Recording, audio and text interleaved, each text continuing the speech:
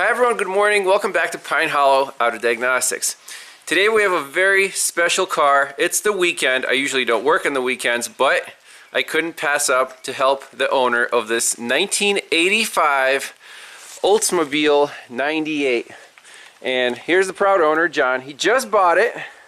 And how many miles are on this car, John? I bought it with 4,600. There's a little over 5,000 on it now. Wow. So it's basically new. Yes, it just sat for many years. Okay. And why are you in Pennsylvania? Well, I wanted to drive back and meet Ivan. That's it? Well, I bought the car in Ohio. Okay. And on the way back, I was hoping to meet Ivan, and he's famous. And I stopped at I grew up, I spent some time in Lewistown, Pennsylvania when I was a child. Mm-hmm. And I went back there. And, so you're on your way to which state? New Hampshire. New Hampshire. So you bought this car in Ohio, and you're driving back to New Hampshire. And what did it start doing in Pennsylvania?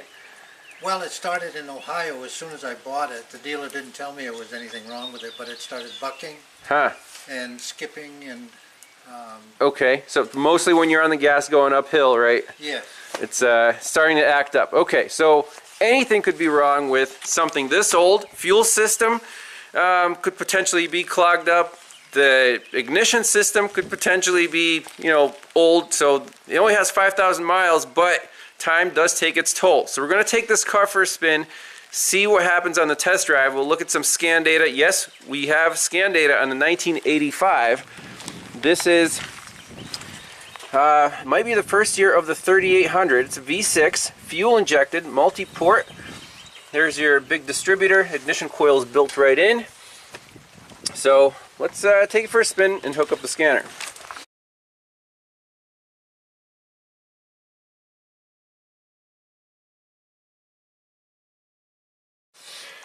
So we're inside the 85 Oldsmobile. This is really neat. The seats are softer than any couch you've ever sat on, and I can understand why John's excited about this car. Headliner's a little loose. And let's log in with the Snap-On Verus. So I put in the VIN, and it's a 3.8 V6 Buick engine. Turn the key on. We do have a check engine light right there. It is automatic.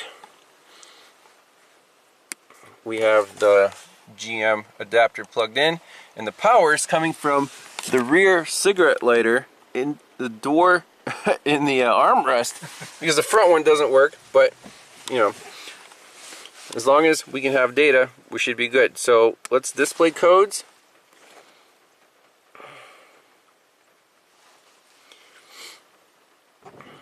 No codes present. Okay. So there's data display and road test data. Road test data is what you want so the car is in normal operating mode. And we only have 1, 2, 3, 4, 5, 6, like 12 data PIDs. Amazing. So oxygen sensor is going to be important.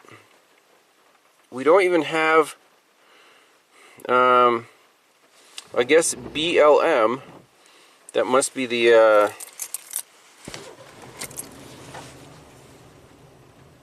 okay, so it's a little rough.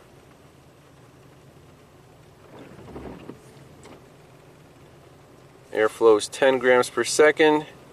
So 119, it took a lot of fuel away, it looks like. And look at the oxygen sensor.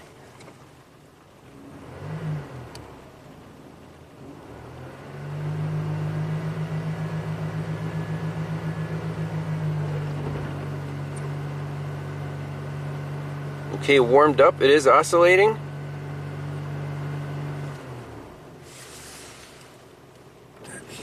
So look at our fuel trim. It's oscillating. Still feels a little rough. So we're right around stoichiometric. That's good. Let's put it under a little bit of load in gear.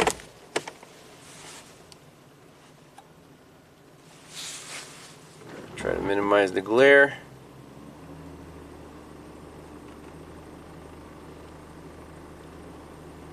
So it's in control, taking a little bit of fuel away. Okay. And it's a rainy day outside, so if we have any ignition problems, they should crop right up. Let's take it on the road, see how it performs.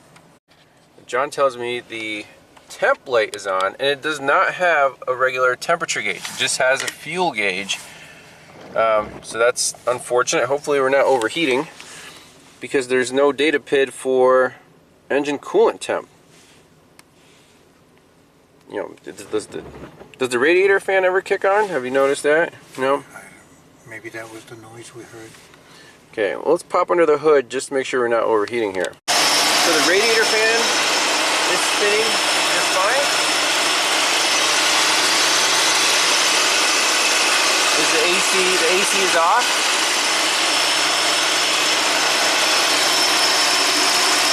Hose is nice and warm, and the fan just kicked off, so that seems to be working fine. Engine looks a little rough, like in terms of vibrational.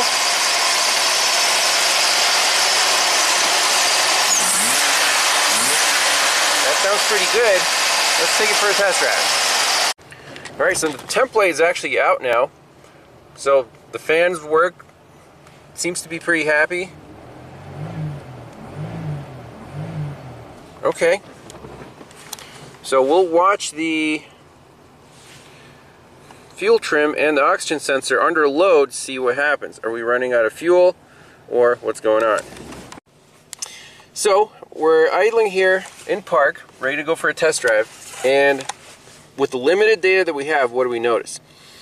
The RPMs are at 1200. I think that's a little high, and the computer is trying to bring that down, but it cannot. Look at the idle air control valve, it's at 0. If we raise the RPMs up a little bit with the throttle, yep, the IAC comes up to 20. It's pretty smooth, we're in control. Our fuel trim is low, so it's taking fuel away. 128 is stoichiometric.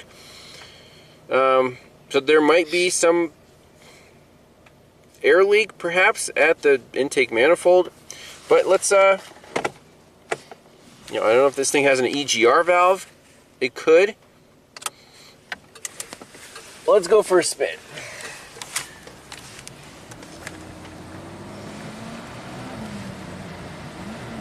Wow. So it basically cuts out. Yeah. So I pushed the throttle about halfway. It'll start bucking. So there's like no. Okay, there we go. Boom, boom, boom. Interesting. So about a third throttle, very smooth, right? Low throttle is very smooth.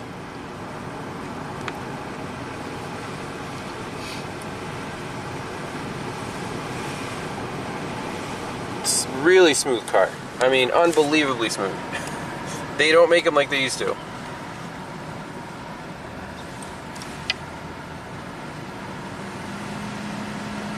And up, half throttle. So to the floor.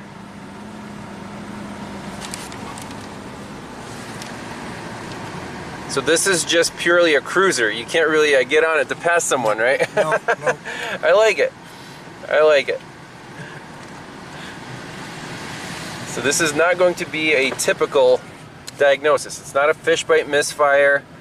It's not like running out of gas. Look at the oxygen sensor. It's staying rich right now. Accelerate a little bit and boom. Oh, it's basically like it's limiting.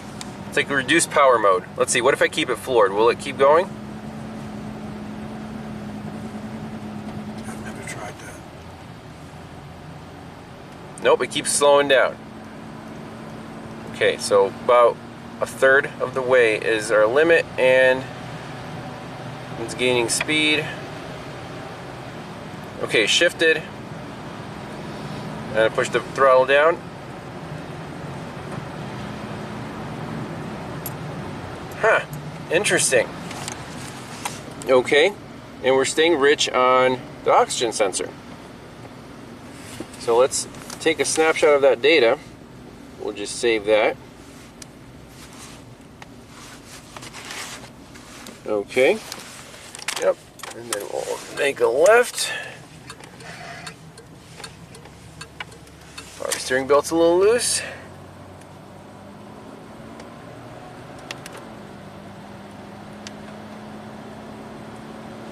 So about half throttle. Boom, boom, boom, boom. So it doesn't like more than half throttle.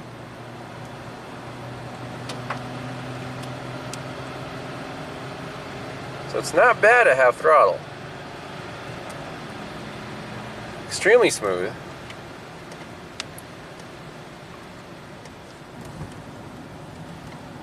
That's crazy. I've never seen this symptom, but then again, how many 1985 cars have we diagnosed? Not too many. So this is going to be a good learning experience. This is such a smooth car. I love it. I'll just fall asleep right here in this nice couch. So as long as you stay below half throttle, it's like nothing's wrong at all. Yeah. Although, when you're going down the highway, if you stay at that throttle, it starts... It does start doing that? Not as severe as it did Right, earlier. right.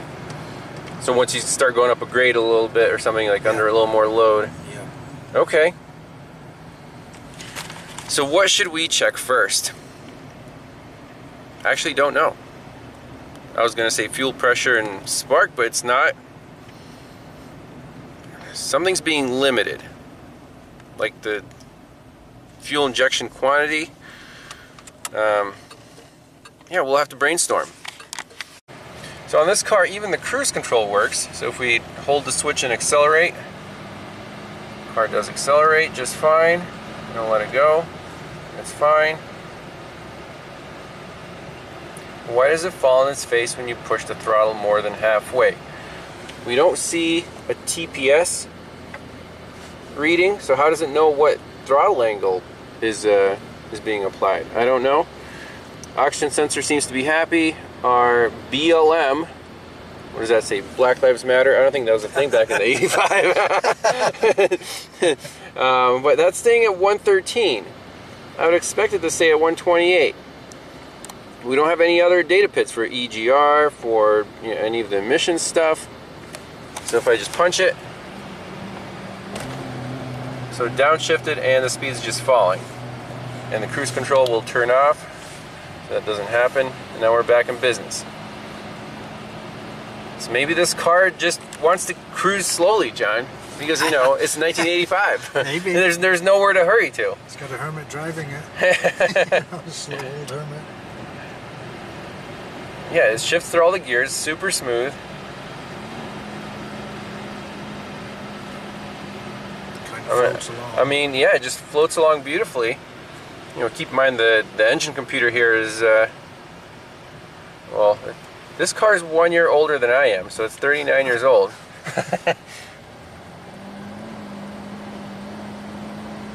It's really having problems. They're just kind of kicked in. It pulls pretty good, and then it's like a switch. So I don't see like a restricted catalytic converter. Doesn't feel like it. That would be more of a gradual underload. It would start sneezing and bucking. But this is perfect, and then someone just like turns a switch and reduces your engine power. It doesn't shut the engine off. It still keeps going, but I wish we had the like some kind of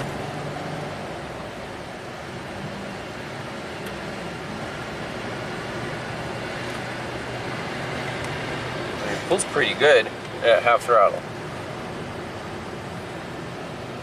We have some rainy day cyclists.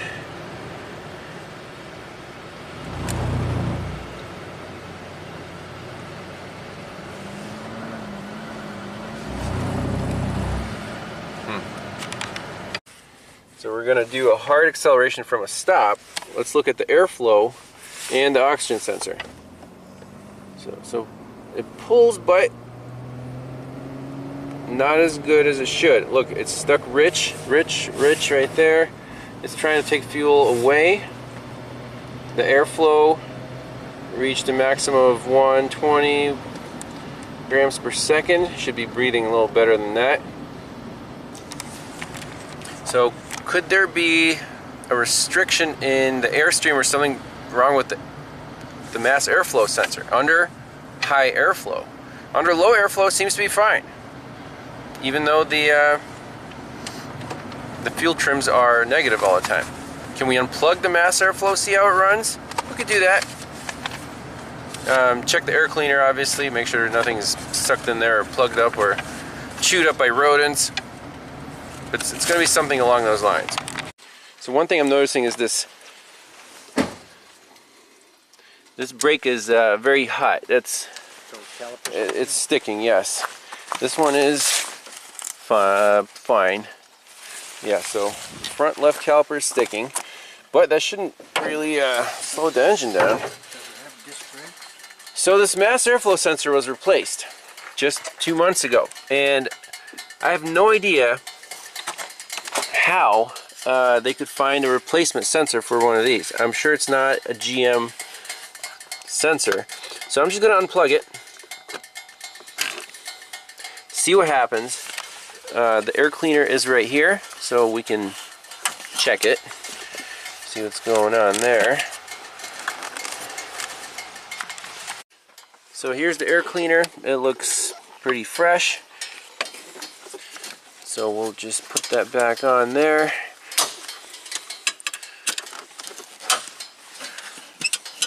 For emissions controls on the sticker, 3.8 liter, it says Catalyst EGR ORC. I don't know what ORC is, but the EGR looks like it's right there, controlled by some vacuum lines. So that's the EGR valve right there, controlled by vacuum lines. That's fine. So I'm just going to unplug the mass airflow, see if it starts and runs, see if the check engine light comes on. Is there a backup strategy?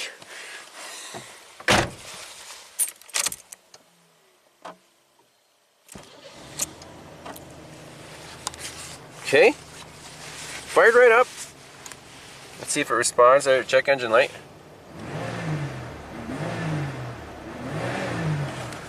Revs up fine. Display codes.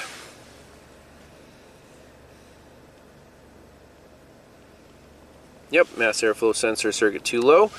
Now let's go to road test data. So airflow, they do have a substituted value. Template is deciding something there.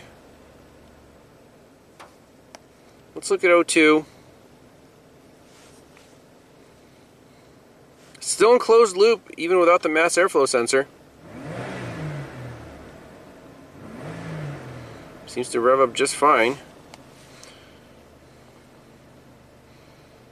Let's keep driving. So something did change with the data. Look, now our fuel trims are at 150, so it's adding more fuel. Our RPMs are back down to 800. That's interesting. IAC is still at 0, so it still wants to bring it down some more. Airflow grams per second is 7. It's bouncing around. Oxygen sensor is going up and down. Let's keep driving it. It seemed to pull a little better than before.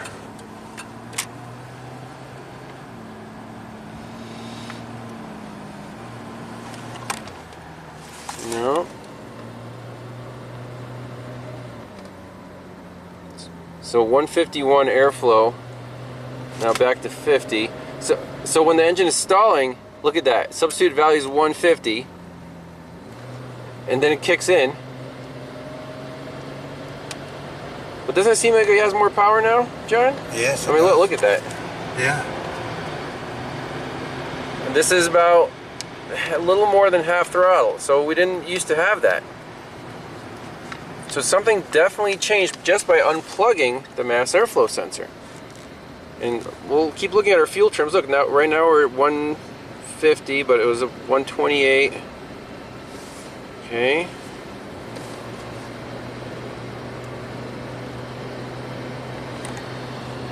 And now we're lean. Oxygen sensor is showing low. It seems to have more power. Slow down again.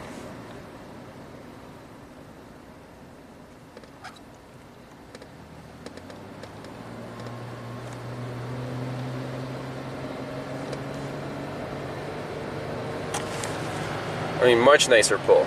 Yeah. You can actually pass people now, right? Yeah, you couldn't before. So I think we're on the right track. That aftermarket mass airflow sensor has no business being on this car. But where are you going to get an OEM genuine replacement? That's going to be tough. I've run into some of these old GMs before where they run better with the mass airflow unplugged, and people just leave them that way because they still want to drive the car, but they can't get a quality replacement part. You can buy 10 aftermarket ones and they'll all be bad because they're not calibrated right. It looks like it fits, it plugs in, but it doesn't mean it works right. So, you know, drastic difference in fuel trims. If you floor it too hard, it's still, you know, not happy without the sensor, but it's better. Alright, so the car runs pretty decent at half throttle. What I don't understand is why the substituted value isn't going more than like 60, 80 to the floor, 114, and then right there 40 under pretty heavy load. You know, I don't trust that. But then again, substituted value, and it runs pretty decent without the mass airflow sensor. Fuel trims are right in the middle. So 150 there, and the oxygen sensor staying lean.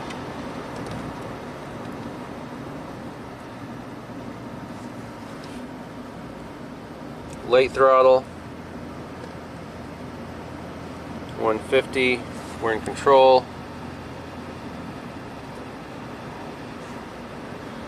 125, we're in control. A little more gas. 130. Pretty happy. So we need a known good OEM mass airflow sensor.